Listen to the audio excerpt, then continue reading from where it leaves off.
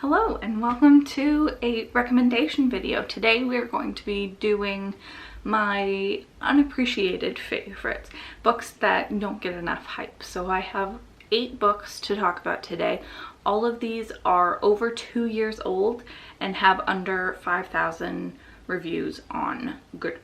I thought that was a pretty fair number for an underhyped fave. 2 years especially I think is interesting to talk about some older books. I also have quite a few nonfiction on this list, which I don't get to talk about the nonfiction that I read as much, so I'm excited to talk about it. Let's start off with one of my favorite books ever, Cannibalism, A Perfectly Natural History by Bill Schutt. This is exactly what it sounds like. It starts off with dinosaurs and ends a little bit with humans. It definitely doesn't focus on the humans very much, but it covers a wide range of stuff. You can tell from the cover, frogs are pretty dang weird. So this was a thoroughly entertaining nonfiction. If you want to dip your toe into nonfiction, all of the books that I'm going to recommend actually are really good for that, but this one just satisfies that weird part of my brain. Then I have a short story collection, 1,000 Beginnings and Endings, edited by Ellen O and Elise Chapman. This is a collection of East and South Asian sci-fi short stories that are really interesting. There was one in here about a robot dad I remember that I really enjoyed, and just for all of the short story collections that I've read, this is pretty high up here. I think this also counts as YA, and goodness gracious.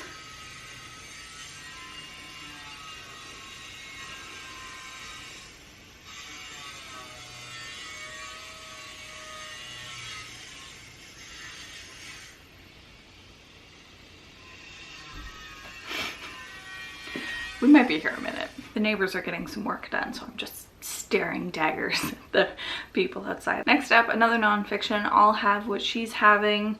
It's got a dumb subtitle, How Nora Ephron's 3 Iconic Films Saved the Romantic Comedy by Erin, Carlson.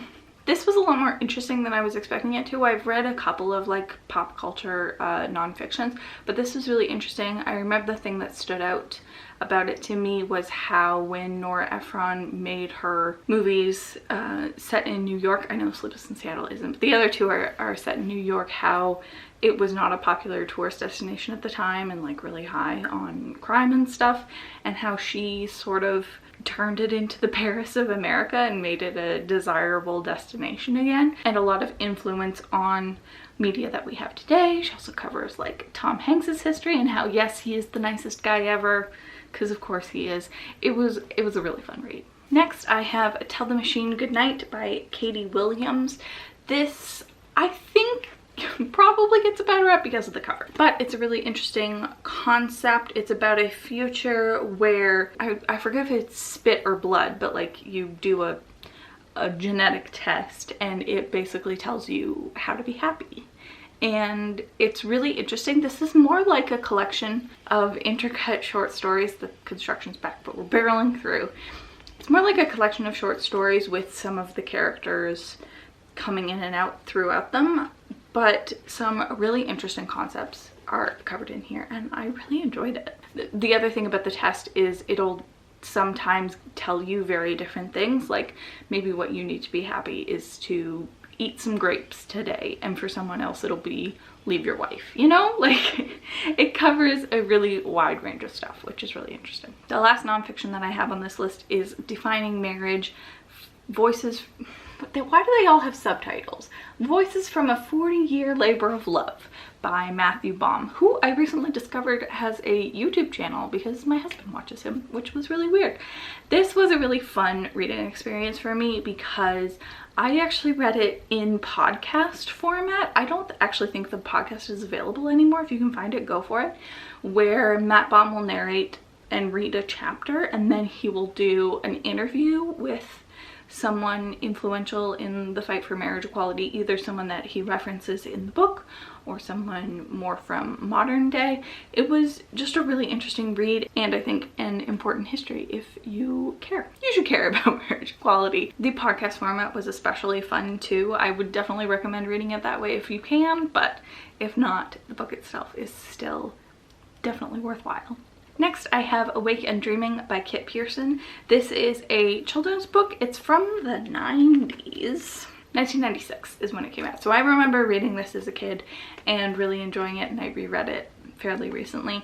It's about a girl who moves to Vancouver Island, I think, and meets some kids that are dead or ghosts or in an alternate reality. But I thought this was really well done, really interesting relationships between the kids. The main character also has two moms, which for 1996, I had no idea. Oh, right, so it's about, okay.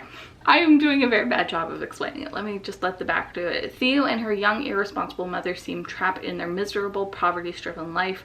Theo dreams of belonging to a real family, and then she finds this family, and she has clothes and things of her own, security and good friends, but as time passes, the magic of Theo's new life begins literally to fade. So it's an interesting look at family and poverty from a kid's perspective. Is really interesting, and it holds up for something written like 25 years ago, so I would recommend it. Next, I have If Then by Kate Hope Day. This is a sci-fi adjacent book about alternate realities. I guess it's actually kind of similar to the last book I just talked about, Awake and Dreaming. This is about a couple of perspectives where they sort of start seeing the fading between alternate realities. There's one character who will sometimes see her mother even though she died 5 years ago. Just things like that, and it's a very interesting exploration of like some sci-fi concepts of world fading that were interesting to read, but also just a character study that I really enjoyed. Kate Hope Day actually just released a new book this year, In the Quick, I think it's called, and I'm very excited to get to that one. The final book that I have to talk about has the worst cover I've ever seen. I can say that pretty definitively, and that is Today I'm Carey by Martin L. Shoemaker. Just take a moment and experience the glory for yourself. It's truly horrifying. I just found this one day when we were at the bookstore. Had never heard anyone talk about it, have not heard anyone talk about it since, and it's so good. It's based on a short story that the author wrote, the first chapter being Today I Am Paul. That was the whole short story before, but then expanded, and so each chapter, Today I Am Santa Claus, like it's about this AI called Carey who grows in self-awareness and what is his purpose, and his relationship with a young girl named Millie as she explores things and grows up and then has kids of her own. It's like heartbreaking. This book is so well written and so interesting and so touching, and like I sobbed, and I cannot recommend this one enough. Yes, the cover is awful. Martin, you gotta fire whoever made this cover for you, because it's the worst. It's truly the worst thing. Why are there eyes in there? Anyway, getting off topic. Of all of the books that I have recommended, this one I think is my favorite. Just holding it is making me want to reread it, but not also suffer the emotional turmoil that it caused me. But if you're down for emotional turmoil, this is your guy. So those are the 8 underhyped books that I have to recommend. Pick them up. Let me know what you think about them. If you have any underhyped recommendations that you want to give me based on my apparently very niche genre of things that I like. Thank you for watching, and I will see you in my next one. Bye.